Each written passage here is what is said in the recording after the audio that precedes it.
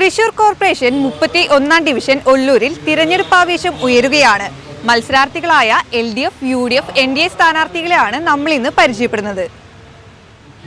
ഒല്ലൂർ ഡിവിഷനിൽ LDF സ്ഥാനാർത്ഥിയായി മത്സരിക്കുന്നത് ഒരു പെൺപുലിയാണ്, നിമ്മി റപ്പായി. എവിടം വരെയായി പ്രചരണ പ്രവർത്തനങ്ങൾ? പ്രചരണ പ്രവർത്തനങ്ങളെക്കുറിച്ച് പറയുകയാണെങ്കിൽ എന്നെ സംബന്ധിച്ചിടത്തോളം ഞാൻ ഈ ഡിവിഷനിൽ ഒരു പുതുമുഖമല്ല. കാരണം 50% ജനങ്ങൾ എന്നോടൊപ്പം കഴിഞ്ഞ വർഷം എൻ്റെ സേവനം ലഭിച്ചിട്ടുള്ളവരാണ്. ഈ 50% ഈ ഒല്ലൂരിലെ ഡിവിഷനിൽ താമസിക്കുന്നവർ. മൊത്തത്തിൽ നോക്കുകയാണെങ്കിൽ 100% ആൾക്കാരും എന്നെ അറിയുന്നവരായതുകൊണ്ട് എനിക്ക് പ്രചരണ പ്രവർത്തനങ്ങളിൽ വലിയ മുൻതൂക്കം തന്നെ നേടുവാനായിട്ട് സാധിച്ചിട്ടുണ്ട്. അപ്പോൾ നാട്ടുകാരെ അറിയുന്ന ഒരു സ്ഥാനാർത്ഥി കൂടിയാണ്. അപ്പോൾ ഇനി വിജയിക്കുകയാണെങ്കിൽ എന്തൊക്കെ തരത്തിലുള്ള പ്രവർത്തനങ്ങളാണ് കൊണ്ടുവരാൻ ഉദ്ദേശിക്കുന്നത്? ഒരുപാട് പ്രവർത്തനങ്ങൾ, ഈ 5 വർഷം ചെയ്ത പ്രവർത്തനങ്ങൾ തുടർച്ചയായി ചെയ്യാനായിട്ട് എനിക്ക് ഇവിടെ വിജയിച്ചു വന്നാൽ തീർച്ചയായിട്ടും സാധിക്കും.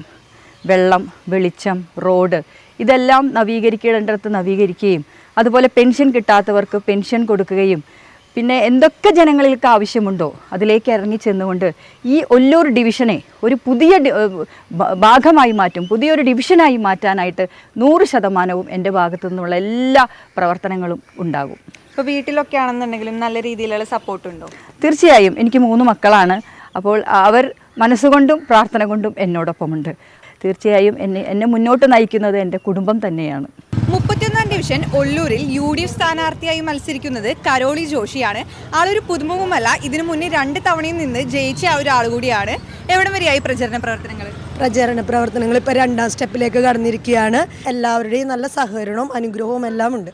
ഇതിനു മുന്നേ 2 തവണ വിജയിച്ച കാരണം ഇത്തവണയും 100% വിജയ പ്രതീക്ഷയുണ്ടോ? ഉറപ്പായിട്ടും 2 തവണ വിജയിച്ചിട്ടുണ്ട്. അതിനനുസരിച്ചുള്ള നല്ല രീതിയിലുള്ള പ്രവർത്തനവും 2 തവണയും കാഴ്ചവെച്ചിട്ടുണ്ട്. അതുകൊണ്ട് ഉറപ്പായിട്ടും ഈ തവണയും വിജയം ഉണ്ടാവുന്നു, ഉറപ്പാണ്. ഇത്തവണ വിജയിക്കുകയാണെങ്കിൽ എന്തെല്ലാം തരം വികസനങ്ങളാണ് നടപ്പിലാക്കാൻ പോകുന്നത്?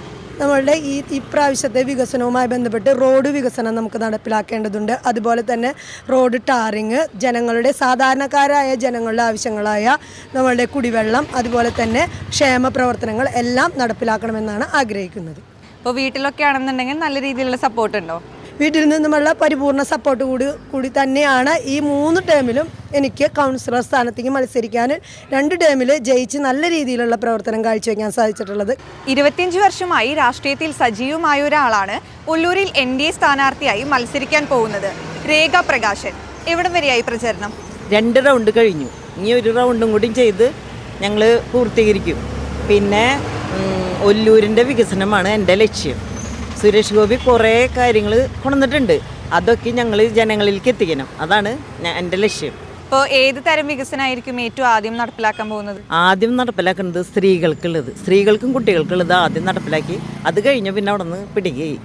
ഇപ്പോൾ വീട്ടിലൊക്കെ നല്ല രീതിയിൽ വീട്ടിലും ഉണ്ട്. ചെല്ലുന്നിടത്തൊക്കെ ഞങ്ങളെ സ്വീകരിച്ചെടുത്ത് എന്താ സ്വീകരണം എന്നറിയൂ. അത് കാരണം നല്ലൊരു സന്തോഷം, ഇറങ്ങാൻ തന്നെ നല്ലൊരു സന്തോഷം. ഇപ്പൊ നാട്ടുകാരായാലും പറയുന്നുണ്ടോ ഏതെങ്കിലും തരത്തിലുള്ള ആവശ്യങ്ങൾ ജയിക്കാൻ?